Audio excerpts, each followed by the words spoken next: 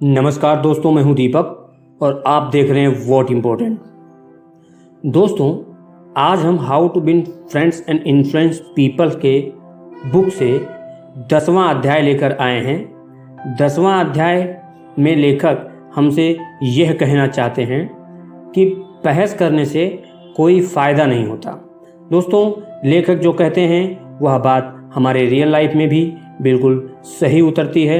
हमने भी अपने जीवन में देखा है कि जब भी हम बहस करते हैं तब सामने वाला हमारी बातों को सही ना मानकर सिर्फ अपनी बातों को ही सही मानता है, चाहे वह सही हो और चाहे वह गलत हो। और हम चाहे सही ही क्यों ना हो, लेकिन वह हमारी बातों को सिर्फ गलत ही मानेगा, क्योंकि वह अपनी गलती कभी नहीं स्वीकारेगा। और हम बहस इसीलिए करते हैं क्योंकि हमको ऐसा लगता है कि सामने वाला गलत है और हम सही हैं। तो इस अध्याय में दोस्तों लेखक हमें यह एक घटना के माध्यम से समझाना चाहते हैं कि बहस करने का कोई फ़ायदा नहीं है। दोस्तों, लेखक एक मैनेजर के बारे में बात करते हैं जो उस वक्त का बहुत ही महत्वपूर्ण व्यक्ति था। वह एक ही महीने में अर्धी दुनिया घूम चुका था, इसलिए उसे इंग्लैंड के राजा ने नाइट की पदवी दी थी। और वह व्यक्ति कुछ समय तक ब्रिटिश का बहुत ही चर्चित व्यक्ति रहा। रात उस व्यक्ति के नाइट उत्सव में जब मैं गया तो वहाँ पे एक व्यक्ति आया जो एक कहावत को बोलते हुए उसने कहा कि यह कहावत बाइबल की है, लेकिन वह कहावत किसी दूसरे बुक की थी। और मैंने कहा कि यह बुक या जो आपकी कहावत है वह किसी और बुक की है, बाइबल की नहीं है। लेकिन उस व्यक्ति ने यह बात नहीं मानी। उसने कहा कि मैं जहाँ बोलो वहाँ लिख दूँ कि यह बुक जो है वो बाइबल की ही है। जब हम दोनों में बहस हो रही थी तभी हमने किसी तीसरे से इस बात पर राय लेने की सोची और मेरे दोस्त से उसने पूछा कि यह कोटेशन शेक्सपियर का ही है या बाइबल का। तो मेरे दोस्त ने मेरे पैर को दबाते हुए कहा कि यह घटना बाइबल की है, लेकिन वह घटना, वह जो कहावत थी, वह जो कोट था वो शेक्सपियर ने लिखा था। हम दोनों वापस आ रहे थे तभी मैंने मेरे दोस्त से पूछा कि वह जो कोटेशन था वह तो शेक्सपियर ने लिखा था, लेकिन आप तो बहुत ज्ञाता हैं शेक्सपियर के, लेकिन आपने वहाँ क्यों कहा कि यह जो कहावत है या जो कोट है वह बाइबल की है। तो मेरे दोस्त ने बताया कि बहस का कोई फ़ायदा नहीं है। वह व्यक्ति अपने आप को सबके सामने गलत साबित नहीं होने देना चाहता था, ये उसने यह कोटेशन बाइबल का बताया और बाइबल का ही बताता रहा। दोस्तों, यहाँ पे लेखक ने लिखा है कि मुझे इस तरह के सबक की सख्त ज़रूरत थी, क्योंकि वाद विवाद करना या बहस करना मेरा प्रिय शौक़ था। अपनी जवानी में मैं दुनिया की हर बात पर तर्क और विवाद किया करता था। जब मैं कॉलेज में गया तो मैंने तर्कशास्त्र और तर्क वितर्क का अध्ययन किया और वाद विवाद प्रतियोगिताओं में जोर शोर से हिस्सा लिया।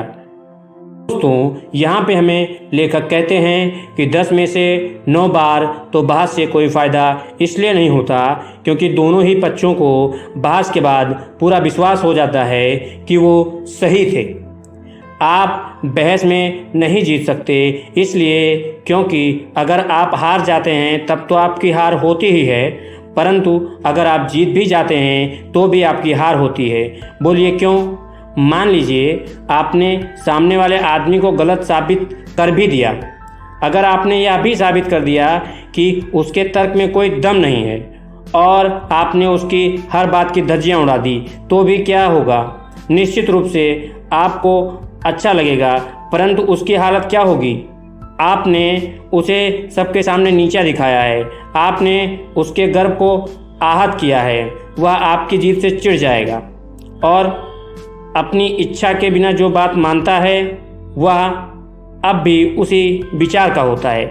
दोस्तों, बेन फ्रैंकलिन ने एक बार कहा था, अगर आप बहस करते हैं और सामने वाले का विरोध करते हैं तो आप कई बार जीत सकते हैं, परंतु यह जीत खोखली होगी, क्योंकि आपके सामने प्रतिद्वंदी का स्वभाव हासिल नहीं होगा। तो आप खुद ही सोचें, आप क्या पसंद करेंगे, बहस में नाटकीय सैद्धांतिक विजय या सामने वाले का सद्भाव हासिल करना। दोनों चीज़ें एक साथ हासिल होना बहुत मुश्किल होता है। बोस्टन ट्रांसक्रिप्ट ने एक बार कुछ महत्वपूर्ण पंक्तियाँ छापी थीं। यहाँ विलियम जे का शरीर है लेटा हुआ, जो सही रास्ते पर चलने की खातिर मर गया। गाड़ी चलाते समय वह सही था, पूरी तरह सही, परंतु वह उतना ही मुर्दा है जैसे गलती उसकी ही थी।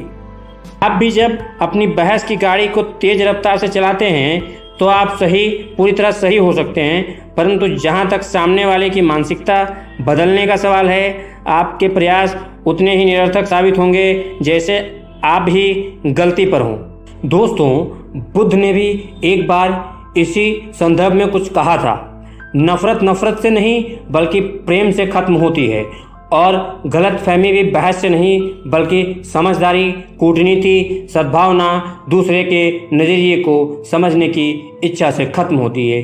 तो इस अध्याय में दोस्तों, लेखक हमें जो समझाना चाहते हैं वह यह है कि अगर आप एक कौशल वक्ता या लोकप्रिय व्यक्ति बनना चाहते हैं तो आपको दूसरों से बहस नहीं करनी है, दूसरों की गलतियों को बताना नहीं है, बल्कि आप उसको सब कुछ सही जानते हुए भी उसे आईना दिखाना नहीं है।